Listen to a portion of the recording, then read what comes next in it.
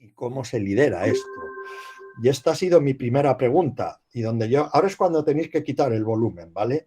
Porque vivimos en un entorno que a mí ya la palabra hasta me suena viejuna, ¿vale? Que es un entorno buca, porque es volátil, incierto, complejo y ambiguo. Ahora incluso insisto en que esta palabra ya es antigua. Lo más divertido de todo es que es tan antigua que esta palabra la creó el ejército americano para referirse a la Guerra Fría. Y de hecho es un acrónimo que volvió a crear el ejército americano para referirse a la situación que tenían que liderar con Irak y Afganistán. No es a mí me gusta mucho porque casi todos los conceptos que manejamos en empresa vienen de este entorno, del ejército americano. Y lo que decimos es que un entorno nuevo requiere una nueva mirada, un contexto nuevo requiere una nueva mirada, una nueva mentalidad. Si os fijáis en esta grafía, que me encanta, depende de si lo miras desde arriba, si lo miras desde abajo, miradlo desde los dos lados, os garantiza cogeros un mareo serio, pues vas a ver una cosa a otra. Lo que está claro es que depende de tu mirada, así vas a ser capaz de gestionar o no el entorno. Y algo que me parece súper interesante, Víctor Frank, que no lo voy a descubrir, es un hombre, bueno, una persona que sufrió el campo de concentración y ha escrito varias obras. Y él tenía, entre muchas frases, una que a mí me gustaba mucho, que dice, si no está en tus manos una situación, si no está en tus manos evitar una situación que te produce dolor, siempre podrás escoger la actitud con la que afrontes ese sufrimiento. Si yo me lo llevo a mi terreno el liderazgo, digo, si no está en tus manos cambiar la situación, siempre podrás elegir la mentalidad con la que afrontes el entorno. Y aquí es donde vienen pues mis reflexiones. Insisto, son mías, no son universales, no todas eran aplicables, pero son temas que cuando me propusieron dar la charla, pues me propuse compartir con vosotros. Y lo denomino esto, cambio de paradigma, el mindset del liderazgo. O entendido de otra manera, es cuál es el paradigma que tenemos que aplicar ahora para trabajar en liderazgo. ¿Cuáles son algunas de las claves? En serio, no pretendo ser más allá de que cuáles son las que yo me voy encontrando que tengo que hacer. Y lo primero es, el liderazgo es como lo que hace el líder, y yo veréis que la palabra líder la voy a utilizar muy poco y la palabra liderazgo mucho, porque el liderazgo es una forma de pensar, es una forma de ser y es una forma de hacer, pero es una forma de pensar, de ser y de hacer que puede pensar, ser y hacer cualquiera. Por eso hablo de liderazgo y no de líderes, porque para mí una de las máximas es que cuando voy a trabajar en liderazgo, vale, pienso en 7 claves. ¿Cuáles son las menos que traigo a compartir con vosotros muy rápido? Luego os mando la presentación y que quiere la bichea. Primero es entender el papel del líder. ¿Cuál es el papel del líder ahora? Ha cambiado, ha cambiado y mucho. Segundo es, lo que requiere el liderazgo ahora es ser capaz de generar contextos o culturas de crecimiento. Ya es muy difícil desarrollarse sin una mentalidad de crecimiento y ahora lo voy a trabajar. Y para ello, un objetivo claro del liderazgo es potenciar mentalidad de cambio, es decir, permitir que las personas a cargo o las personas conjuntas fomenten, trabajen y desarrollen mentalidad de cambio. Indudablemente, ahora se habla mucho del liderazgo humanista, del liderazgo de servicio. Al final es un momento en el que la gestión emocional de las personas ha cobrado una relevancia increíble. Todavía me encuentro algunas veces cuando visito a personas y me dicen lo que no son cuentas son cuentos. A mí me desmoraliza, pero todavía lo escucho, y mucho, ¿eh? O sea, y lo que es cierto es que lo que no son cuentas son cuentos es un cuento muy antiguo, porque ahora las personas, retener el talento es un tema muy difícil, y el que no sea capaz de gestionarse emocionalmente y gestionar emocionalmente su entorno, tiene un problema. Otro de los pilares básicos para mantener el liderazgo, y este no es de ahora, es de siempre, pero ahora cobra mucha más relevancia, es ser capaz de generar confianza y credibilidad. Y todo esto se tiene que traducir en una agenda de liderazgo, es decir, además de tu trabajo, tienes que hacer temas para dar presencia y favorecer tu liderazgo. Y por último, el trabajar muy bien la transición al liderazgo. Voy a ir volando, desglosando brevemente cada uno, ¿vale? ¿En qué ha cambiado el papel del líder? Fundamentalmente en el objetivo del liderazgo. Esto no es muy nuevo, pero ahora cobra mucha más relevancia. ¿Por qué? Porque de siempre hemos hablado de líderes y seguidores. Y el objetivo del liderazgo ahora no es tener seguidores, es desarrollar líderes. ¿Por qué cuento esto? Porque cada vez se trabaja más en interdependencia. Quiere decir que yo ahora tengo que, no me gusta mucho la palabra, pero es empoderar a la gente o facultar a las personas a que sean capaces de hacer cosas por sí mismas. Y os pongo un ejemplo muy sencillo. Hace un año, más de un año, ¿no? El 15 de marzo del año pasado, de repente nos dijeron, os quedáis en casa. Todo aquel que no tenía un equipo empoderado tuvo un problema muy gordo.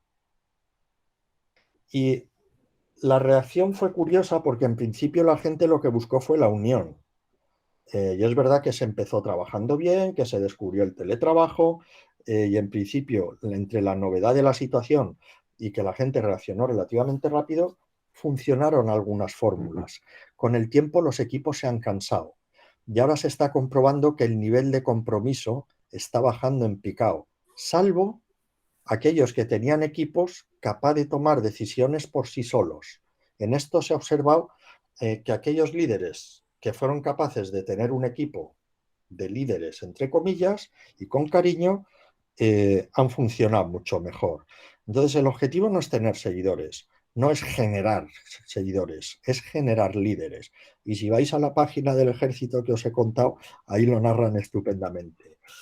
Y la clave del liderazgo para gestionar entornos buca es el liderazgo buca, es decir, ser un liderazgo capaz de generar visión para anticipar cambios, tener entendimiento para comprender las sutilezas de los vaivenes del mercado, tener el coraje de olvidarte de lo que funcionaba y tener la capacidad de adoptar los nuevos paradigmas. Estas son las 4 claves del liderazgo buca que podéis leer en el artículo que adjunto abajo. Y lo importante, como decía, es entender bien el papel del líder. Y el papel del líder, nosotros cuando definimos que el liderazgo, y no es nosotros, es el CCL, el Center Creative for Leadership, definen y trabajan con un modelo de liderazgo. Dicen, liderazgo es generar visión, favorecer el alineamiento y potenciar el compromiso. Mi papel como líder es tratar de compartir una visión, tratar de transmitir, comunicar y hacer entender los objetivos, tratar de aglutinar a las personas en torno a un propósito para cuando yo no esté puedan ir en esa dirección o compartir esa dirección o discutir esa dirección. Mi segunda tarea como líder es facilitar el alineamiento de las personas con la dirección que acordemos. A veces la tendré que dar yo, a veces la acordaremos. Y el alineamiento se produce cuando se comunica adecuadamente las metas y proporciona a las personas los medios para poder lograrlas. Y el compromiso que se deriva de que la gente tenga muy claro por qué estoy trabajando, tenga muy claro para qué y cómo puedo realizarlo, y el compromiso casi es un output, es decir, cuando logro que las personas se identifiquen y se involucren con mi dirección o con la dirección que acordemos, y en esto soy muy pesado, y les pueda facilitar los medios. ¿Cuál es el papel del líder en este sentido? Lograr dar dirección, alineamiento y compromiso a través de capacidades técnicas. Tengo que tener muy claro cómo se tienen que hacer las cosas, es la base. Capacidades sociales, Es decir, tengo que tener, y lo vais a ver ahora, la capacidad de conectar con el entorno y capacidades estratégicas.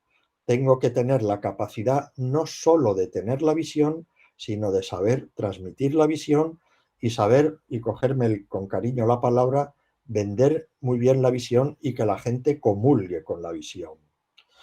En el fondo es conseguir resultados, ofrecer un propósito en un entorno motivante donde la gente se pueda desarrollar. Para esto hay multitud de herramientas en las que no voy a hacer, pero sobre todo y además liderazgo es acción. Y esta acción se ejerce en un entorno. Y es curioso, cada día me toca gestionar entornos, perdón, bueno, sí, entornos donde las cosas están muy claras, donde el objetivo y el cómo se hace es muy claro, son entornos dependientes, me toca liderar en entornos independientes que llamamos entornos complejos o en entornos de alta incertidumbre que son entornos interdependientes. Cada día me toca gestionar cualquiera de los tres entornos. Hay cosas que si tenemos que hacer ya sé cómo se hacen, hay cosas que yo no tengo todas las herramientas para que se hagan, con lo cual tengo que lograr que se hagan, y hay cosas que en el fondo yo por mí mismo no soy capaz de sacar, pero entre todos lo podemos sacar y es lo que llamamos el entorno interdependiente. La clave del líder aquí es darse cuenta de cuál entorno está, porque en cada uno se genera dirección, alineamiento y compromiso de una forma distinta. Esto se trabaja. De hecho, en el máster es justo la parte que más trabajamos, aprender este papel del líder. El segundo, y voy muy rapidito, es crear una cultura de crecimiento. ¿A qué llamamos una cultura de crecimiento? No es un concepto mío, es un concepto de Carol Dweck, que viene además de la educación, pero que se ha adoptado desde hace unos cuantos años en el mundo de la empresa. Ella dice, todos tenemos o compartimos, en principio se dijo, hay personas que tienen una mentalidad fija, hay personas que tienen mentalidad de crecimiento. Lo que es cierto es que ahora mismo Carol Dweck, ella misma dice que todos compartimos una parte de mentalidad fija y una parte de mentalidad de crecimiento. Una parte en la que nos atrevemos y otra parte en la que queremos conservar. ¿Vale? Todos tenemos una parte más conservadora, tenemos otra parte más atrevida. Lo que es cierto es que si ahora mismo queremos afrontar entornos de incertidumbre, tenemos que fomentar la mentalidad de crecimiento, porque es la única que nos hace ver claramente y atrevernos a vencer ese miedo que nos genera la situación de cambio. A mí me gusta mucho, ella dice, para fomentar la mentalidad de crecimiento hay que utilizar la palabra todavía. Dice muchas cosas, pero y si la buscáis en TED, tiene una charla súper maja y muy animosa y muy interesante. Pero ella dice, es diferente decir yo no sé hacer eso a decir yo todavía no sé hacer eso.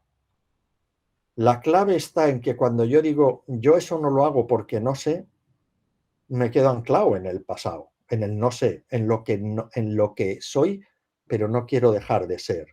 El que dice todavía no sé hacer eso, lo que está abriendo es un camino a crecer, a formarse y a desarrollarse y a ponerse el reto de aprender. Entonces ya dice, tenemos que tener en las empresas la cultura del crecimiento. Pero ¿cómo se genera una mentalidad de crecimiento como líder?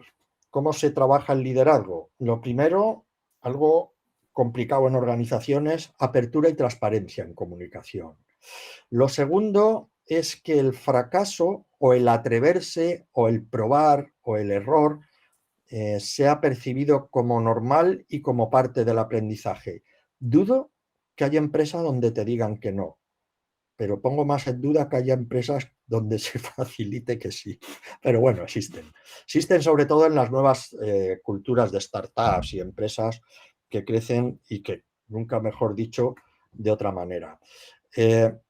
Después, fomentar las habilidades de equipo, fomentar mucho las actividades creativas, recompensar el pensamiento y los logros innovadores y creativos y después favorecer la creencia primordial de que cada individuo puede crecer y desarrollarse. esta mañana estaba en una sesión de coaching grupal con directivos y la podía haber grabado porque tenía una persona en mentalidad fija diciendo, es igual lo que me contéis porque es que yo aquí no puedo hacer nada. Y yo le decía, desde luego, llevas razón y además no lo vas a lograr. Porque con ese pensamiento yo le decía, igual todavía no puedes hacer nada, pero si desarrollamos, no. Entonces, ¿por qué? Porque no estaba en su creencia. Su creencia es, esto es inmutable. Con esa creencia es muy difícil generar una cultura de crecimiento. Y lo peor es que decía que es que su equipo está desmotivado, pero es que la primera persona que es difícil de mover era el propio, era el propio directivo. Y la siguiente es una base, es para generar una cultura del crecimiento, tengo que generar una mentalidad de cambio, favorecer una mentalidad de cambio que corresponde a la adaptabilidad que antes comentábamos. Y esto, fijaros, esto es toda una nueva tendencia. ¿Por qué? Porque en el fondo nuestro cerebro adora la certeza. Por más que oigamos la palabra cambio, es muy curioso. Cuando se hacen estudios y nuestro cerebro oye la palabra cambio, se enciende, sabéis que esto hacen en neuropsicología, se trabaja con zonas que se colorean, se iluminan, en fin, por contrastes. La zona del cerebro que se activa es la misma que la del dolor. Es decir, se activa la misma zona cerebral que si te diera yo en el dedo. Te viene Siri a echarme una mano. Es decir, nuestro cerebro no está tan preparado para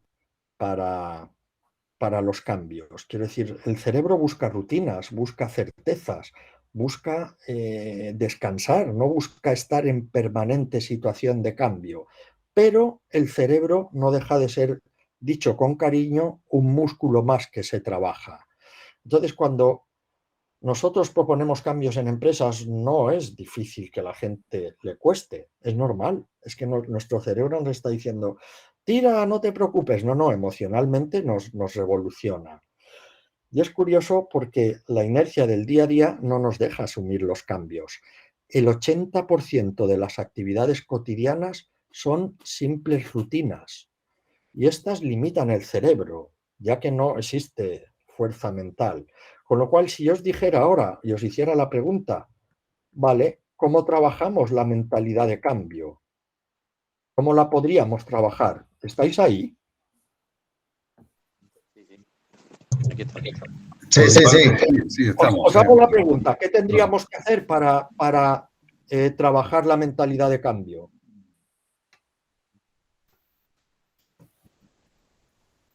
Como ejercicio, si digo, mi cerebro es un músculo y el 80% de mis actividades son rutinarias que me... Hacer cosas diferentes, ¿no? ¡Ole! Pues sí, señor, hacer cosas diferentes. Es lo que se llama, y ahora está muy de moda, la flexibilidad cognitiva. Es decir, hacer cosas que obliguen al cerebro a pensar de forma diferente. Pero no grandes cosas, de verdad, pequeñas cosas. Y hacer en el trabajo pequeñas cosas que permitan el ir cambiando la mirada. El otro día hablaba con una persona que me decía, mira, nosotros solo volvemos un día a la oficina, pero no volvemos a trabajar. Volvemos a hacer juegos, a hacer actividades creativas, ese día no se trabaja, volvemos a hacer actividades de equipo, pero no tienen nada que ver con el equipo. Hacen una especie de... Buenas tardes. Hola. Hace una especie de tabla o de no sé cómo llamarlo, ¿no? De gym de flexibilidad cognitiva. Entonces, cuando hablamos de flexibilidad, hablamos de la flexibilidad espontánea, capacidad de introducir diversidad en generación de ideas, o hablamos flexibilidad adaptativa. Es la que permite a mi cerebro poco a poco ir asustándose cada vez menos cuando hablo de cambio. Si genero este tipo de actividades, voy generando una cultura donde el cambio es más asimilable. Si os dais cuenta cómo trabaja una startup, los entornos donde trabajan las startups, los entornos cómo van cambiando, cómo se cambian los trabajos, es esto, pero individualmente, fijaros, y el que quiera saber más, yo le paso, es alterar incrementalmente tus rutinas. Hay muchas aplicaciones que te permiten hacer pequeños juegos mentales, pero para mí es sobre todo muy importante pequeños desafíos del día. Si os dais cuenta, desde que nos levantamos, desayunamos lo mismo, lo ponemos en el mismo sitio. 5 minutes, 5 minutos. ¿Cuánto? Hecho. 5. Hecho, eso está tirado. Oye, cosas como jugar al ajedrez, cosas como los videojuegos ayudan, algunos, no todos. Haz deporte, haz meditación, haz cosas diferentes, pero tonterías como cambia la dirección para ir al trabajo, escribe con la izquierda, haz las cosas de otra manera, yo qué sé, quiero decir, pero durante el día, yo os pongo un reto ahora mismo, cambiaros el reloj de mano y probad a no ponéroslo en la misma mano que lo tenéis ahora hasta mañana por la noche. El móvil, cámbialo de mano. El móvil, deja el móvil en casa, verás qué susto, pero quiero decir, pequeñas cosas que de repente te obligan a cambiar, porque un pequeño cambio, un pequeño cambio de rutina te va comportando otros pequeños cambios de rutina. El que quiera sobre todo esto, tenemos más cosas. Después, algo pilar fundamental en el mindset de liderazgo, pero es que ahora es súper potente, ¿vale? Porque ahora hay que empoderar mucho a los grupos, es generar confianza. ¿Vale? ¿Por qué? Porque la confianza tiene un impacto brutal en el liderazgo y en los equipos.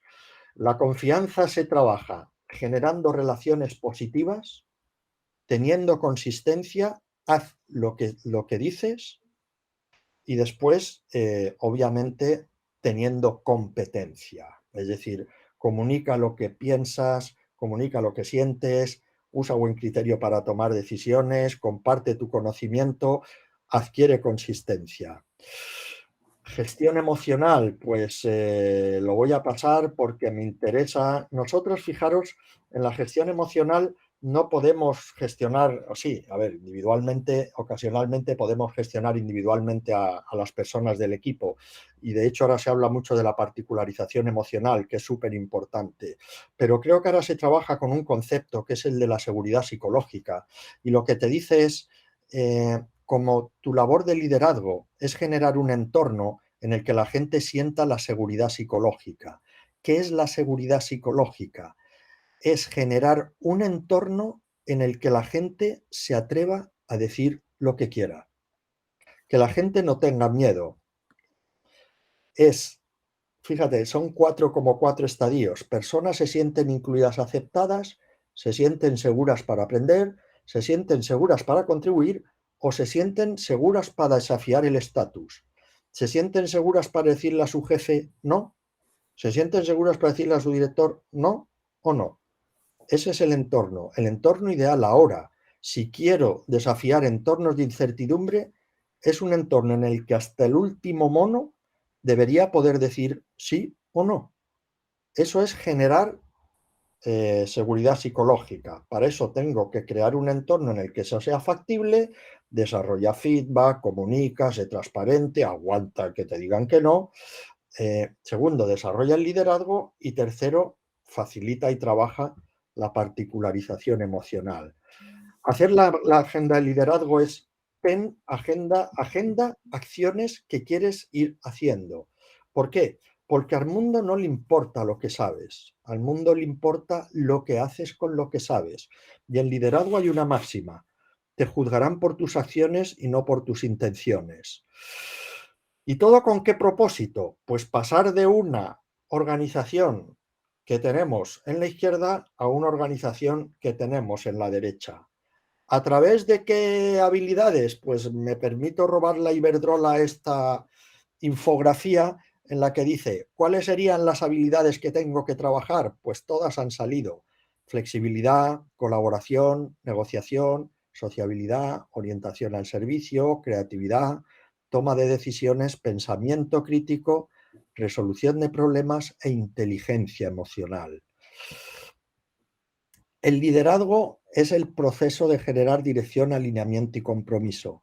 y estas habilidades y capacidades se entrenan y aprenden.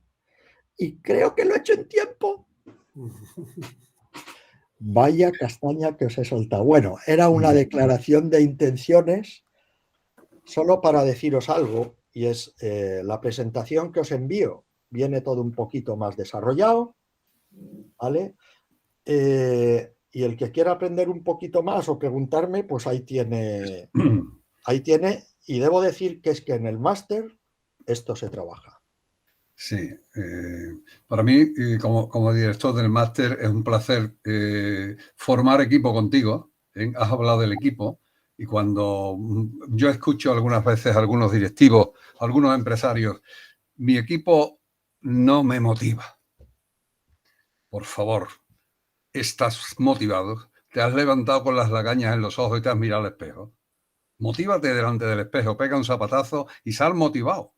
Y has dicho algo, no solamente lo que haces, lo que dices, sino lo que haces. Enhorabuena, José Luis. No le quito tiempo a un par de preguntas del foro si queréis participar con él. Para mí es un grandísimo docente y bueno, y trabajar con él es de un grandísimo nivel. No, Cualquiera de vosotros, chicos, chicas, le podéis hacer un par de preguntas y bueno, para eso estamos, ¿no? No para enseñar, sino para compartir. O si no, al final, como ahora también Pedro, por cierto, tenemos que aclarar que lo de que seamos los dos calvos, sobre todo yo, lo digo porque a mí me falta mucho, es casualidad, ¿eh? No Bueno, somos ni primos. hay otro calvo, porque no tiene pelo aquí, que soy yo. Los tres calvos. Sí. Bien, bueno, como queráis. ¿Quién tiene la primera pregunta? ¿O la primera cuestión? Sí, que claro ha quedado todo, David. Sí. Oh, qué rápido ha ido todo. Que no te ponías. Bueno, bien, pues no sé, Manuel, alguna de las chicas que estáis por ahí. Bien, si dicho esto, yo me quedo con algo que para mí es clave. El fracaso no existe. Siempre hay una nueva oportunidad y las oportunidades se consiguen preparando. Y él lo dijo al principio, la preparación del tema. El máster puede ser mejor o peor, el curso, el programa, el seminario puede ser mejor o peor, la solapa de Harvard o la de la Business Economics School de Londres, pues puede ser buena y más buena, pero los contenidos, si hay personas como el que acaba de dar esta media webinar, difícilmente fracasará. El éxito es trabajo duro diario, no cabe otra.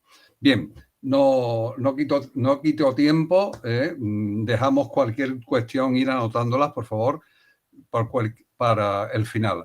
Ahora, Pedro Luis Calvo, pues bueno, si antes dije que el currículum es amplio, perdón, José Luis. Pedro Luis Calvo, porque es Pedro Luis Calvo, que ponga Pedro Calvo ahí. Sí.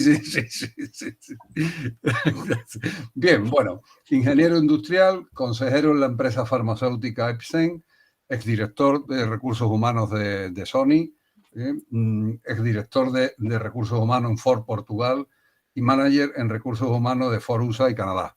Podía seguir, pero no voy a seguir, que sea él el que con su forma de hablar, de ser, de actuar, de practicar, vais a comprobar algo muy importante. No vais a arrepentir de escucharle y, bueno, y de aplicar lo que él quiera exponer, porque es otro de los que no vienen a enseñar, vienen a compartir. Adelante, Pedro. Muy bien, muchísimas gracias, Jaime. Bueno, el enfoque que habíamos hablado de mi exposición, va a ser menos de 30 minutos, son experiencias prácticas de liderazgo, ¿no? Y me remonto, la primera de ellas, al año 80. Yo creo que alguno de vosotros casi no habíais nacido todavía, ¿no? Yo terminé de estudiar un día tal como hoy, ingeniería, y 2 días después estaba trabajando en unas minas, las más importantes de cobre del mundo después de Chuquicamata. Y cuando llegué, pues es una norma en esta compañía entonces que el que llegaba nuevo se quedaba con el peor relevo, con el peor turno, como era normal, ¿no? Y el que turno, el peor era, sinceramente, malo de solemnidad, ¿no? Bueno, entonces pues dije, tengo herramientas suficientes, creo, para solucionar este problema de falta de resultados, ¿no? Y entonces, pues, pongo en práctica pues, una serie de técnicas de mejora de productividad, como es normal, lo que nos habían enseñado en la universidad. Los top 5, los análisis de problema y toma de decisiones, los Ishikawa, los Paretos. Y después de 2 meses de poner en práctica todo esto, los resultados mejoraron, pero prácticamente nada, a nivel insignificante. Dije, bueno, hay que dar una vuelta de tuerca más. Vamos a dar formación a todo el mundo en sus puestos de trabajo, con los mejores empleados que tengamos y algunas consultoras, formación técnica. Y después de 2 meses evaluamos los resultados que teníamos, nosotros, con respecto a nosotros mismos y con respecto a los demás turnos, y seguíamos igual o peor. Entonces seguí buscando herramientas y dije mantenimientos preventivos. No lo hacemos bien, vamos a ver de qué forma lo hacemos. Y nuevamente mejoramos algo, pero muy poco, ¿no? Y ya pues dije, ¿qué más puedo hacer? Ya he gastado todas las herramientas, todas las balas que tengo. Es que no sé hacer nada más, ¿no? Y hablando con un ingeniero allí, me dijo, ¿por qué no hablas con don Serafín? Don Serafín era un ingeniero, 70 años, seguía trabajando y era pues una auténtica eminencia, sobre todo en la parte humana, ¿no? Y fui, le pedí cita y me dijo, por supuesto, venme a ver cuando quiera. Y le pregunté, y le dije a don Serafín todo lo que estaba haciendo, ¿no? Y me dices, Pedro, entonces, ¿tú crees que si da más formación podría solucionar el tema? Digo, la verdad es que no. Si tienen mejores equipos, tal, dije, no, la verdad es que no. Si sigues aplicando las técnicas de Ishikawa, los top 5, el first time through, todo, ¿tú crees que...? Dije, no. Dice, entonces, ¿qué vas a hacer, Pedro? Todas las herramientas ya las has utilizado y no te dan resultado. Y le digo, pues estoy perdido, de verdad. He terminado la universidad hace 3 días, y hace menos de 6 meses, y estoy aquí y la verdad es que ya no sé qué hacer. Y me dice, pues te falta una cosa. Fue la primera vez que yo escuché la palabra emocional. Tienes que tocar la parte humana. Tienes que tocar la parte emocional, porque es la única que te queda, ¿no? Dice, porque si continúas haciendo más de lo mismo, ¿qué te va a pasar? Vas a tener los mismos resultados o peores, ¿no? Dice, las personas necesitan ser apreciadas, reconocidas, necesitan que participen, que se involucren, que se le informe, que se hable con ellas, ¿no? Si quieres ser el primero, el mejor de los turnos, es la única herramienta que tienes, ¿no? Y le dije, perdón, don Serafín, digo, yo no soy el asistente social, ¿sí? Yo soy el ingeniero, yo vengo aquí con mi destornillador, con mi osciloscopio, entonces, con mi llave inglesa para solucionar problemas, pero esto de comunicar, sí, con la gente, de apreciar no sé cuánto tal, mire usted. Y entonces me dijo, Pedro, podemos tener una serie de sesiones de coaching, no sé cuánto, ya en aquel tiempo no decía coaching, de asesoramiento. Bueno, pues al final terminé haciendo un plan de acción donde empecé a hacer lo que se llama ahora la gestión por paseo. Todos los días empleaba 2 horas en la línea de producción hablando con la gente. Primero simplemente buenos días o buenas tardes, qué tal está.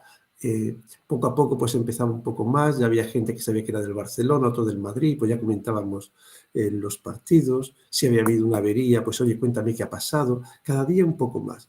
Empecé a subir el tono y todos los días invitaba a 2 personas, a nivel uno y después otro, a tomar café en mi despacho, ¿no? La primera vez que vinieron, la gente se creía que le iba a despedir, ¿no? Y le dije, no, si simplemente quería... Y empezábamos a hablar, siempre se acaba el tema de la familia, ¿sí? Yo le hablaba de mis padres, que eran... que había tenido que sacar toda la carrera trabajando y estudiando, que veníamos de un entorno económicamente pues no muy bueno. Mi padre estaba continuamente de traslados, era militar y, bueno, pues le contaba un poco mi vida, el por qué quería estudiar ingeniería, cuál era mi visión del futuro, qué pensaba de la familia, todo esto, ¿no? Y después la persona pues me hablaba de lo mismo, ¿no? De la familia, de sus aspiraciones, de dónde venían, tal. Y a veces estos cafés duraban 1 hora.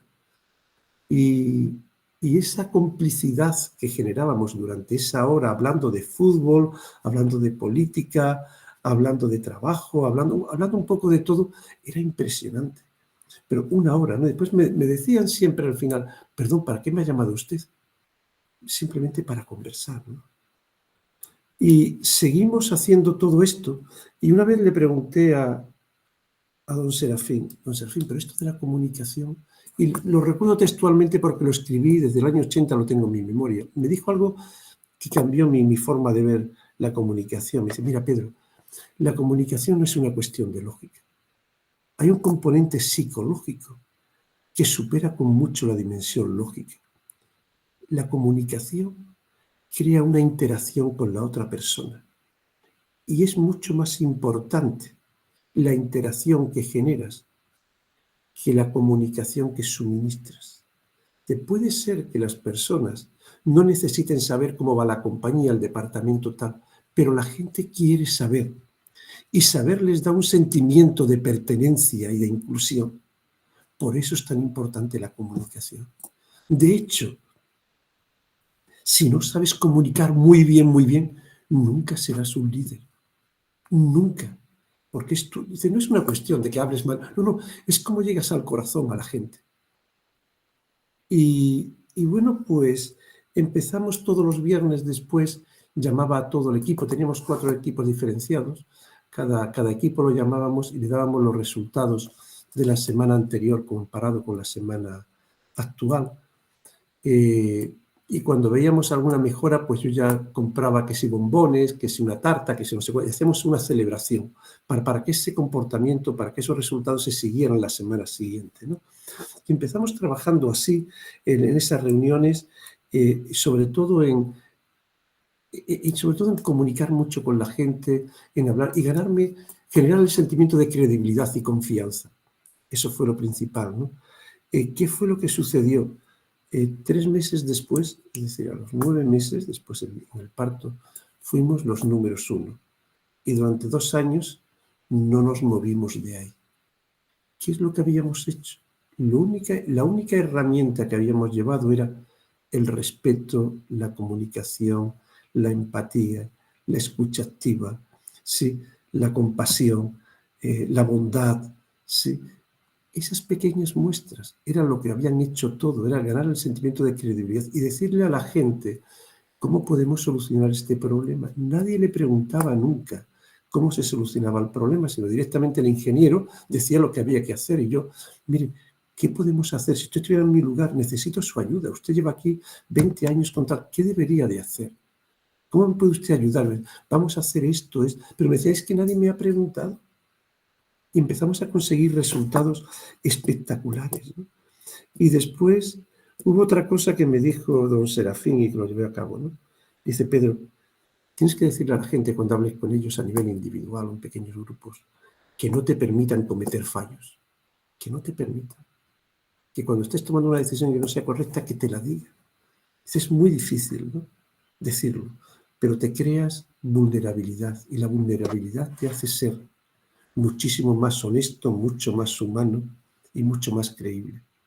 No eres Dios, cometerás muchos fallos y sobre todo fallos en este entorno que no conoces. Díselo a la gente así. Y nuevamente, conforme más pasos dábamos en este sentido, mucho mejor resultado teníamos, ¿no? Y recuerdo que el último botón le dije a don Serafín, deme usted el último, todo está funcionando, el último milagro. Y me dice, tienes que saber, Pedro, en la organización, quiénes son los botones o quién es el botón clave. ¿Quién son las manos que mecen la cuna? ¿Quién son los líderes informales dentro de la organización que tienen todo el poder de? Y le dije, ¿cómo tengo que saberlo? Dice, no te lo voy a decir. Investigué y me enteré quién era la mano que mece la cuna, ¿no? Es decir, la persona que decía a los demás, vamos para adelante, creo que hay que ir, ¿vale? Pero no tenía ningún poder en la compañía, no era ni mando ni nada. Y me enteré quién era y me enteré también de que el hijo de esta persona esa semana que me enteré jugaba al fútbol y por primera vez jugaba de titular, de delantero centro. Y el padre trabajaba ese domingo, ¿sí? Entonces jugaban todos los partidos de fútbol a las 5 de la tarde, que éramos personas decentes, ¿no? Y lo que hice fue a las 4:30, le llamé a mi despacho, le dejé las llaves de mi coche y le dije, vaya a ver el partido de su hijo. Creo que se lo merece, ¿no? por su ayuda que me está dando, tal. No se lo creía, ¿no? Fue a ver el partido de fútbol, le dije que era una orden, ¿no? Fue a ver el partido de fútbol, el hijo además metió un gol, y desde entonces, cuando tenía algo, iba esta persona y le decía, ¿cómo podríamos decir? Don Pedro, déjemelo. Sí. No solamente hay que ser bueno, hay que parecerlo, pero también tenemos que saber quién son los apoyos, ¿no? ¿Quién es el botón? Y el botón nunca es el director general, nunca es el ministro, nunca... Sí, es alguien, sí, de los niveles más bajos. Son las manos que mecen la cuna. Y tenemos que saberlo. Y en línea con esto, si me permitís, y termino, pegamos un salto del año, prácticamente comienzos del 80 al 2016, 36 años después, ¿no? Yo estaba trabajando en Barcelona y me llamaron para un asesoramiento de un gran banco a nivel nacional. Me conocían de la época de Sony y de Ford. Y les pregunté cuál era el problema, ¿no? Estaba el equipo de dirección y me dijeron, mira, Pedro, honestamente, queremos ganar muchísimo dinero y no lo tenemos. Nuestra visión es tal, ¿no? Pero el resultado es este, no lo estamos haciendo, ¿no? Y me explicaron un poco por encima y me dice, Pedro, ¿cómo lo ves tú? Ya habían pasado varias consultoras y profesores de universidad y no se me ocurre otra cosa que decirles. Lo que tenemos que hacer creo que es mejorar el clima laboral. Automáticamente parecía una película de Berlanga. Todos a la vez cogieron sus bolígrafos y lo tiraron a la mesa, ¿no? Pero todos a la vez, parecía que había una sincronización, ¿no? Y me dijo el presidente, dice, come on, Pedro, tú me vienes a decir con los problemas que tenemos que lo que tenemos que hacer es darnos besos y abrazos, ¿no? Dice, Pedro, por favor. Y le dije, quizás no me he explicado bien, ¿no? Digo, vamos a empezar de principio. De formación. Formación que hemos estado. ¿Qué formación necesita la gente y todavía no lo tiene? Dice, no, la gente tiene una formación de élite. De hecho, todos los equipos de inteligencia artificial, robotización, tecnologías de tal, han recibido formación por la casa de los equipos y además hemos hecho un contrato con cada una de estas casas que están aquí durante 2 años para que cualquier problema mínimo que haya lo solucione. De verdad, de formación, es una formación de élite. Digo, bueno, ¿y la calidad de los equipos? Dice, Pedro, estamos en los top 3 europeos. Quizás te podría decir en el top 2. No hay nadie que pueda tener esos equipos que nosotros. No hay nadie, dice. Lo sé por las inversiones que hemos hecho y porque en este negocio nos conocemos todos, ¿no? Digo, muy bien. Y entonces los procesos que tenemos, los sistemas, dice Pedro, muy buenos, ¿no? Y le digo, la gestión del talento, nos estamos contratando a gente que...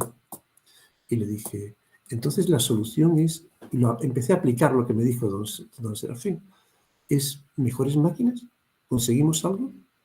¿Mejores procesos? ¿Más formación? ¿Es eso? ¿Dónde creéis que puedo...? Y se me quedaron así mirando y les dije, vamos a ver, os voy a dar un papel a cada uno. Entonces a cada una de las 8 personas dio un papelito y digo, ¿me ponéis por favor el porcentaje de lo que está dando la gente de lo mejor de sí mismo? De 0 a 100%. ¿Qué porcentaje creéis que está dando la gente del mejor de sí mismo? Me dejaron el papelito, cada uno pusieron un porcentaje y al final el número salió el 61%. Digo, es decir, lo que vosotros me estáis diciendo es que la gente está dando el 61% de lo que puede dar de sobre el 100%. Y digo, y no conozco otra ayuda, no conozco otro sistema para solucionar esto que mejorar el clima laboral. Es decir, trabajar muchísimo con toda la parte emocional, ¿no?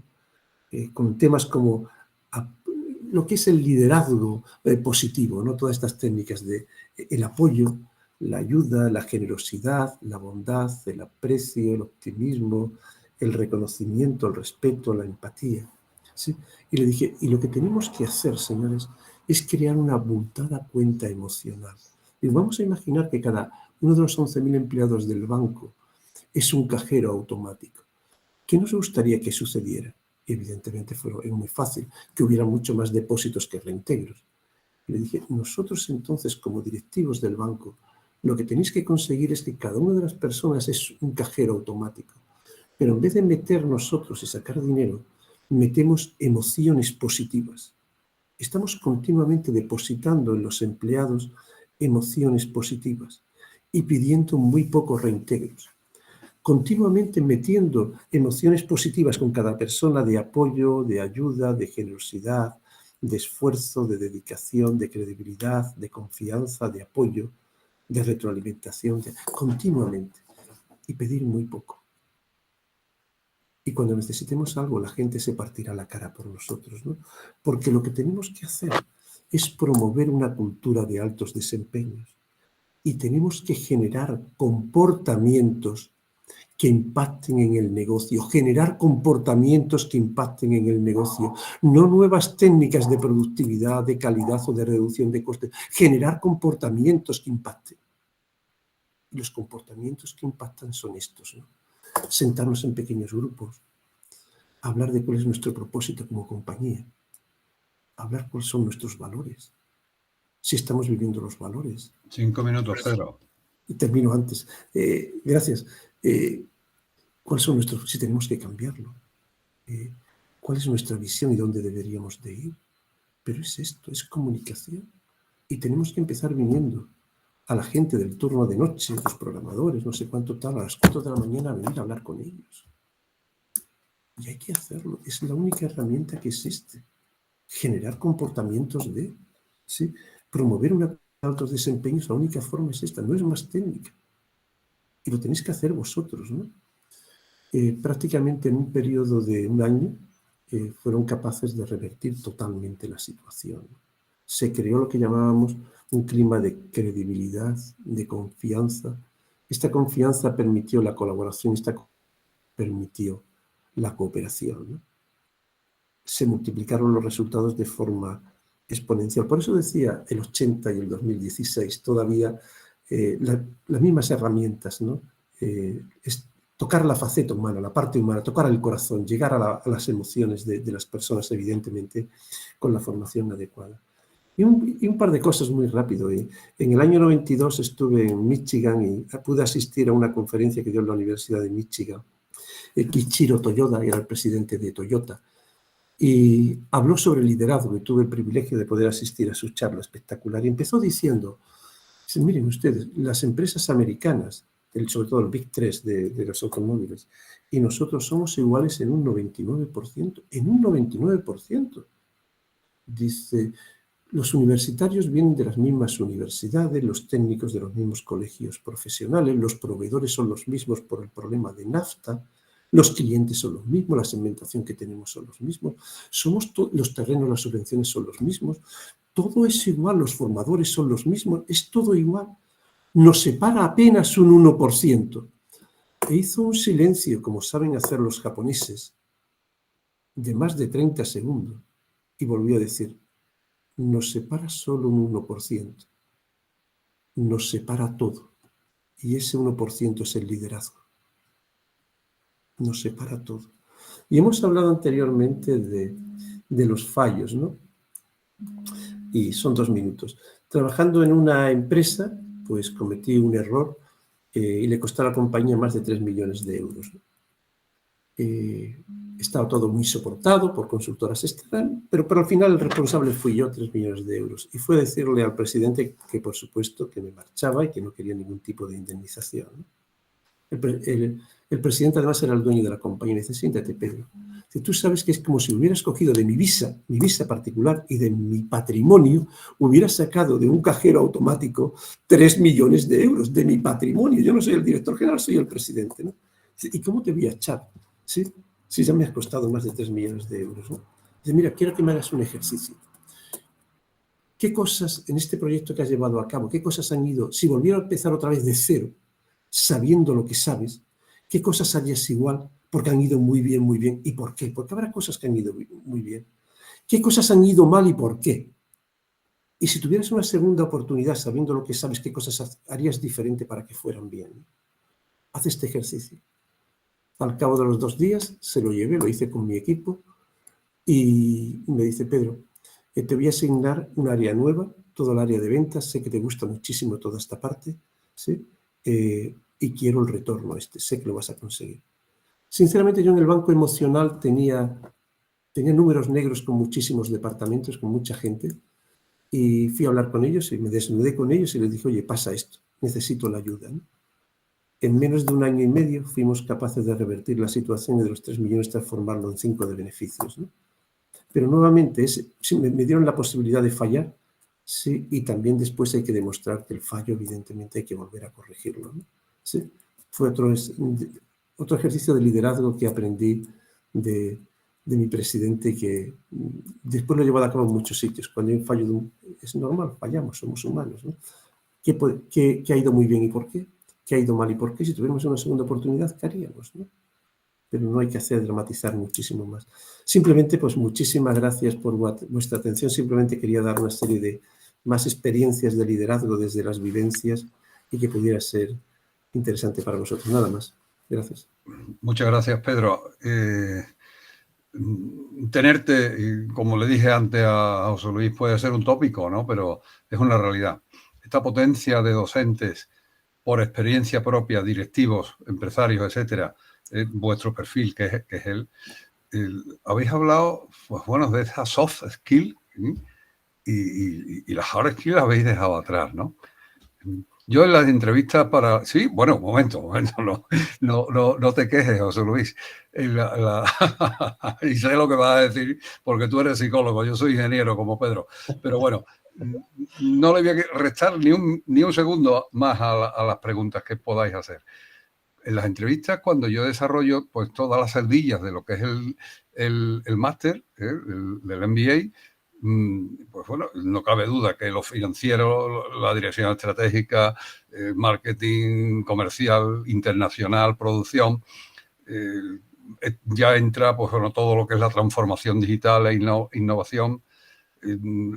Ya en varios años estamos en, pues bueno, todo lo que es la compliance, ¿no? Como los abogados le dicen esas normativas yo le llamo mucho el nuevo modelo, ¿no? Para impedir que la corrupción no... Pero bueno, no voy a entrar ahí, lo dejo en punto suspensivo. Pero cuando llegamos a habilidades, que es de lo que habéis estado hablando, antes decía, bueno, si yo no salgo motivado, mi equipo, ¿cómo va a estar motivado? Si yo a mi pareja le digo que no me motivas, vamos a ver. Yo tengo que estar motivado, ¿eh? Y ahora mi pareja que se busque la habichuela se motive, ¿eh? Y ahora unir y engranar ese tema, ¿eh? Estos son los equipos también, ¿eh? Y tú decías antes, José Luis, que el líder en este momento, ese líder antiguo está caduco. Claro que sí, porque el líder es aquel que genera líderes a su alrededor, ¿eh? Y amárrate los machos porque te van a quitar el puesto, y ya está, ¿no? O sea, que esta es la pura realidad. Y con Pedro, pues, ¿qué voy a decir? Puedo decir que en una de sus sesiones este año se ha dado el aplauso más largo que se ha podido dar en un máster en 14 años. Y eso Pedro me lo puede desmentir, pero no me lo va a desmentir porque fue absolutamente cierto. ¿Qué haría con los niños del máster y con las niñas del máster, del MBA? Bueno, pues para mí, tener a dos docentes en una webinar como esta, desde lejos se puede decir, pues bueno, han venido. No, la vocación es clara y pura, en términos absolutos. Y lo que hacemos, aparte de ser vocacional, es poner encima de la mesa nuestras experiencias. Y bueno, no voy a decir más. Prefiero que en este compartamos alguna pregunta. ¿Quién tiene la primera? Que ya hay la suma de dos docentes. A ver, Lucía. Manuel García. Tenemos también la suerte de tener a Javier Gago, que es director académico también del máster de laboral, ¿no? Que también ha entrado y ha participado, ¿no? Sí. Pero bueno, también puedes dar una pincelada de tus conocimientos. Yo después de escuchar lo que he escuchado tengo muy poco que aportar, la verdad. Estoy encantado y he cogido un montón de ideas que voy a aplicar mañana mismo en mi empresa. Mañana mis chicos los voy a revolucionar un poco. Muchas gracias, Pedro. Muchas gracias, José Luis, porque ha sido un placer escucharos, chicos. Un placer. Gracias, Javier. Oye, David, ¿estás por ahí? ¿Sí? Sí, estoy. Venga, alguna pincelada tuya. José Luis, quería comentar porque... Pedro lo conozco. todo este liderazgo, empoderar a la gente, hacer que la gente se partícipe, líder y tal, veo que está muy... No es para un entorno industrial que es en el que últimamente me estoy moviendo, es decir, los operarios del staffing del turno, que son trabajos repetitivos, por lo menos en mi caso, estoy en aeronáutica montando, no tienen mucho que... Digamos que moverse, sí, proponer mejoras, poco más. O sea, hay que entregar de acuerdo a plano lo más rápido posible, con una calidad perfecta y poco más. Sí, se le puede dar una cierta... preguntarle por ideas, como decís, que también lo trato de aplicar y tal, pero todo este empoderamiento y tal no está más enfocado a estos sectores nuevos que están saliendo, ¿no? Estas empresas de colaborativas y tal, ¿puede ser? ¿O me estoy equivocando de pleno?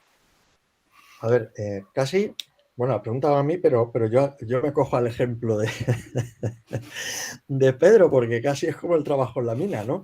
Quiero decir que al final, yo siempre digo, mira, el liderazgo es muy fácil. He trabajado en la mina y no es tan así. La mina es amplio, puedes hacer lo que quieras. Me estoy refiriendo a un operador que está técnico, sí, repetitivo sí. Y cosas de esas, que eso es lo que estoy haciendo prácticamente. Sí, pero yo digo que esto va de personas gestionando personas. Entonces, por muy repetitivo que sea, es verdad que yo no puedo empoderar ahí. Quiero decir, el entorno es... Yo es que he ido muy rápido, desgraciadamente, pero yo decía, hay 3 entornos a liderar. El entorno dependiente, que se caracteriza porque ahí está todo muy estructurado. Quiero decir, ahí el liderazgo se ejerce desde, si quieres, desde la autoridad, desde ser una autoridad en la materia, desde obtener resultados y que la gente lo haga lo mejor y lo más satisfactoria posible. Pero al final vuelvo a lo mismo. Aunque hagan siempre lo mismo, son Pepe, Juan, Manolo, y les encanta ser escuchados y les encanta proponer, aunque sea easy. Es decir, se nos olvida a veces porque nos metemos en la rutina y en un entorno, además, donde la rutina es un valor, es que quieres que salga todo siempre igual, y nos olvidamos de que al final hay una parte emocional que existe en todos los entornos. Es obvio que un entorno de producción en cadena no es muy creativo, pero siempre tiene sus ramalazos y siempre tiene sus aquel a tratar, quiero decir, y sobre todo, ¿para qué? Para que esa persona, cuando se levante por la mañana, no llegue con los pies arrastrando. Alfonso Alcántara, que supongo que lo conoceréis por las redes, que es un personaje, siempre cuenta el mismo chiste, vamos, el mismo, cuenta un chiste que es el jefe que le dice al que va a trabajar, le dice, aquí motivado se viene de casa. Dice, no, si yo de casa salgo motivado, pero al entrar aquí se me quita. Entonces, ¿qué menos que trabajar para que eso no pase? Por más duro y más automático que sea el entorno. Por eso digo que... Uy, perdona, te dejo terminar. Sí, no, que lo que quería decir es que al final lo que puedo hacer es una charla, un café, cómo estáis, etcétera, porque es verdad que en la parte técnica no tengo mucho que decir. Entonces, sí hay otros entornos donde es más fácil. Yo he trabajado en fábricas.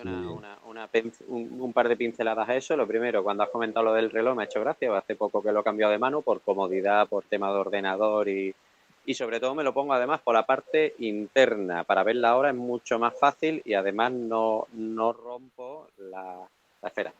A ver, ya no es esfera, es un Casio de 20 euros. Pero lo rompo. Y lo otro es que como dato de esto del entorno productivo, hacemos todas las mañanas paneles, los operarios tienen su propio panel, nos reunimos, comentamos cómo está la producción, cómo está el día y ahí surgen ideas y tal, que es verdad. Y por supuesto, yo siempre digo que los 5 minutos de café no es ocio porque ahí salen muchas cosas que no salen en una pequeña daily de entrada y de salida es súper interesante. Sí. Bien, a mí me ha tocado la fibra sensible cuando habéis hablado de producción. Como he sido muchos años jefe de producción de grandes líneas como las líneas de producción de Gillette, yo sí puedo decir que el factor de actuación de las personas hace que la eficiencia suba y el desperdicio baje. Y el que además, en algunos casos, se paren las máquinas. Y dices tú, bueno, ¿cómo la mente puede parar la máquina? La para. ¿Por qué? Porque somos humanos. Y la diferencia entre alguien muy positivo o menos positivo va en función después de su trabajo al frente de una línea de producción. Esto puede ser un poco un refrito, ¿no?